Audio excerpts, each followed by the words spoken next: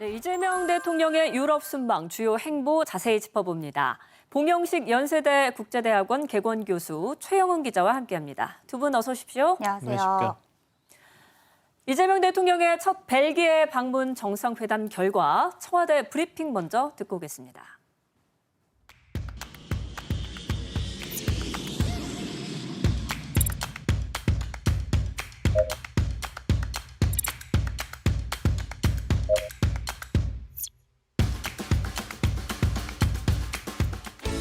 이재명 대통령은 오늘 오전 벨기에 브뤼셀에서 바트 드 웨브흐 총리와 정상회담을 갖고 올해 수교 125주년을 맞이한 양국 간 관계 발전 방안과 주요 지역 국제 정세 등에 대해 논의했습니다.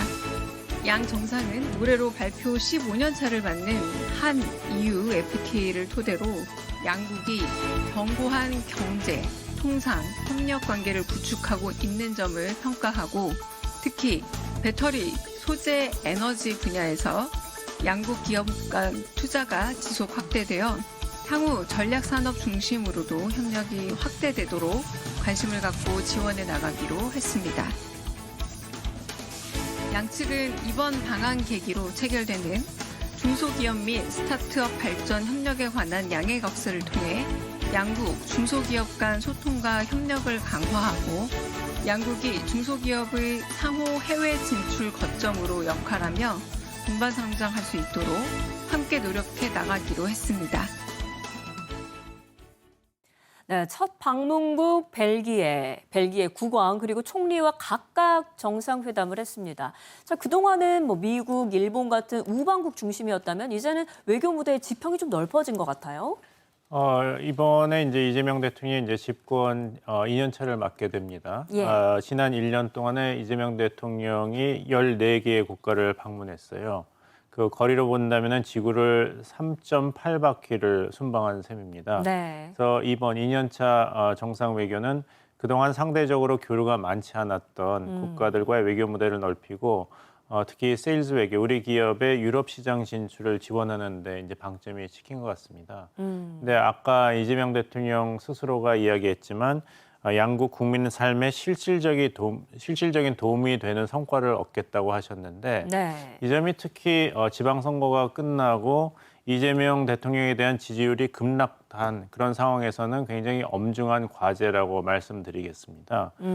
지난달 조사보다도 약 10% 정도 이재명 대통령이 잘못하고 있다는 그런 국민 여론이 치솟았거든요. 거기서는 아무래도 이란 전쟁발 이런 국제 유가 그리고 소비자 물가 상승, 그 경제 리스크에 대한 불안감 그리고 지방선거 때 나왔던 내랑 종식에 이제 계속 집중할 것이 아니라 민생 살리기에 정부가 주력해야 되지 않는가. 네. 이런 유권자의 표심이 반영된 여론조사 결과라고 보고 네. 이재명 대통령 자신도 이것을 솔직히 인정했습니다. 선거 결과를 국민의 경고로 받아들인다. 냉정한 국민의 평가를 겸허히 받아들인다고 말씀하셨습니다. 네. 따라서 왜 하필 이때 유럽 순방을 해야 되는가에 대해서는 제일 좋은 대답은 국민이 스스로 피부로 느낄 수 있는 실질적인 삶을 개선할 수 있는 어떤 장래 먹거리 마련이라든지 우리 기업의 유럽 시장 진출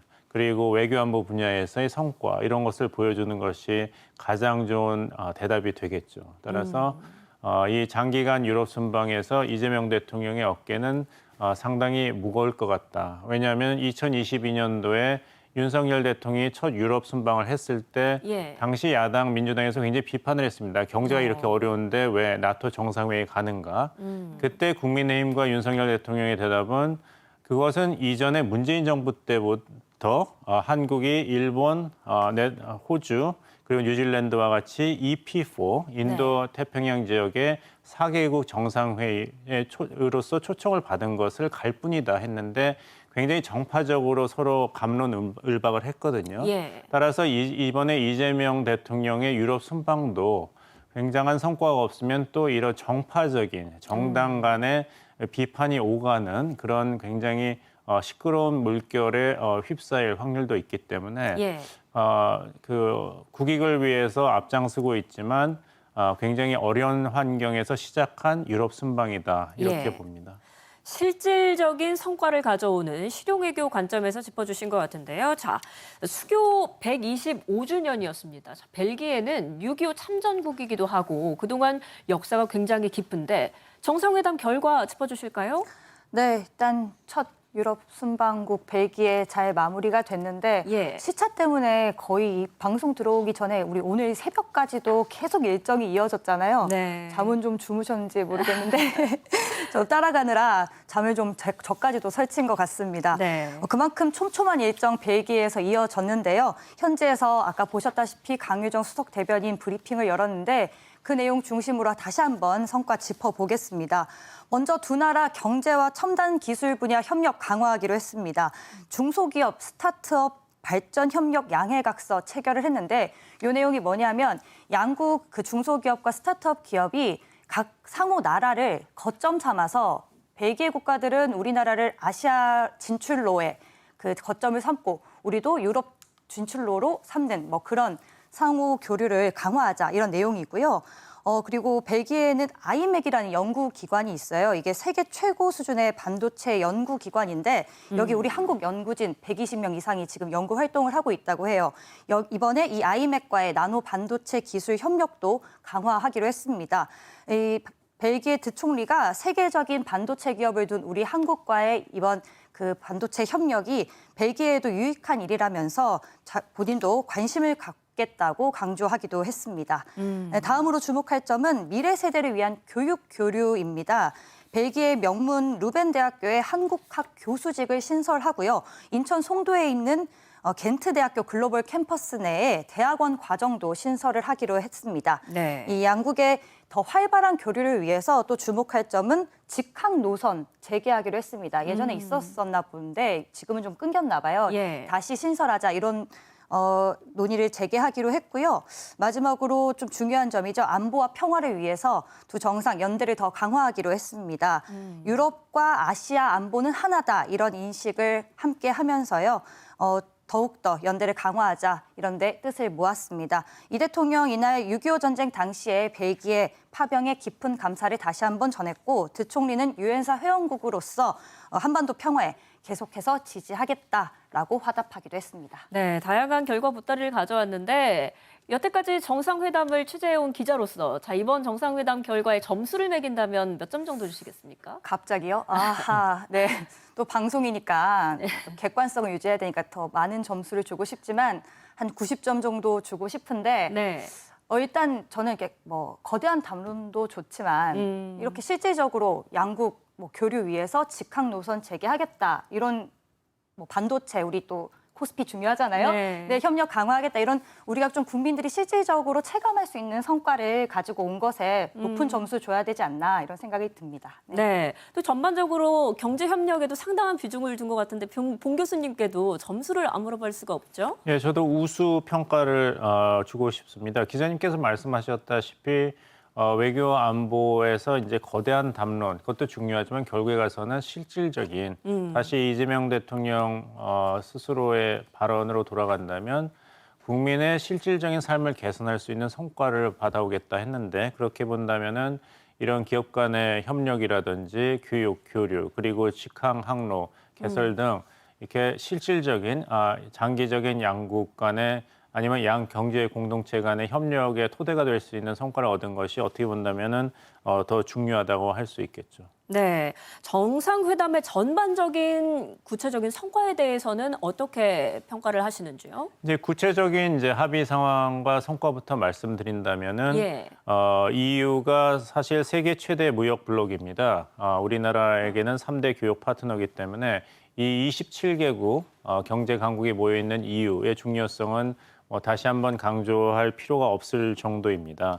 그래서 EU와 한국 간의 디지털 통상 협정을 체결했고 한국과 EU 간에는 에너지 분야의 고위급 경제 대화를 신설했다는 것인데 이 DTA, 디지털 통상협정 체결이 사실 EU와 한국 간에 체결했던 자유무역 협정 2011년 협정입니다. 거기에서 언급이 되고는 있습니다. 거기에서는 이제 전자상거래 관련 내용이라고 돼 있는데 예. 이것을 디지털 글로벌 시대에 맞춰서 이제 확장하고 대체한 것이죠. 당시에는 여기 관련된 조항이 2개였는데 이번 협정 DTA는 40개 조항으로 이제 확대됐기 때문에 예. 2024년에 8,450만 달러 규모의 우리나라의 EU 전자상거래 수출액이 앞으로는 급격하게 증가될 그런 전망이 있고 뭐 이재명 대통령께서는 이제 기자회견에서도 그 말씀을 하셨죠. 인공지능 관련 증시 호황 속에 부의 재분배를 두고 고민을 하고 있다. 네. 이 호황이 좋은데 이것의 수확한 호황을 어떻게 잘 국민의 생활을 향상시키면서도 한국 경제의 장기적인 이제 성장 동력을 확보하는 데 쓸 수 있을 것인가 고민이 깊다고 하셨어요. 거기서 이제 EU 그리고 유럽 국가들 간의 기술 협력이라든지 전자상거래 이런 교육 교류가 들어오는 것입니다. 그것이 더 중요해진 것이죠. 네. 그래서 이런 것을 본다면은 이번에 이제 EU와 합의한 이런 협력 사안을 바탕으로 앞으로 EU가 한국 경제에서 특히 디지털 경제 분야에서는 점점 더 중요해질 것이라고 생각하고 제가 이제 외교안보 분야에서 좀 주목한 것은 북한 문제에 대해서는 EU와 네. 우리나라가 강경한 입장을 재확인했습니다. 북한 비핵화 문제를 얘기하면서 북한을 절대 핵 보유국으로 인정하지 않을 것이다. 북한의 핵 및 탄도미사일 프로그램에 대한 심각한 우려를 함께 표명하고 유엔 안보리 결의에 부합하는 한반도의 완전한 비핵화 의지를 재확인하였다. 러우 전쟁, 침략 전쟁으로서 지속을 가능케 하는 북한의 지원을 규탄한다. 이것이 이제 이번에 시진핑 중국 주석과 김정은 북한 국무위원장 간의 정상회담에서는 중국이 북한 비핵화를 언급을 안 했거든요. 예. 이런 것에 대비한다면은 이재명 정부가 어떻게 단호한 입장을 취했다. 여기에 대해서 앞으로 북한이 어떻게 대응할지가 주목이 됩니다.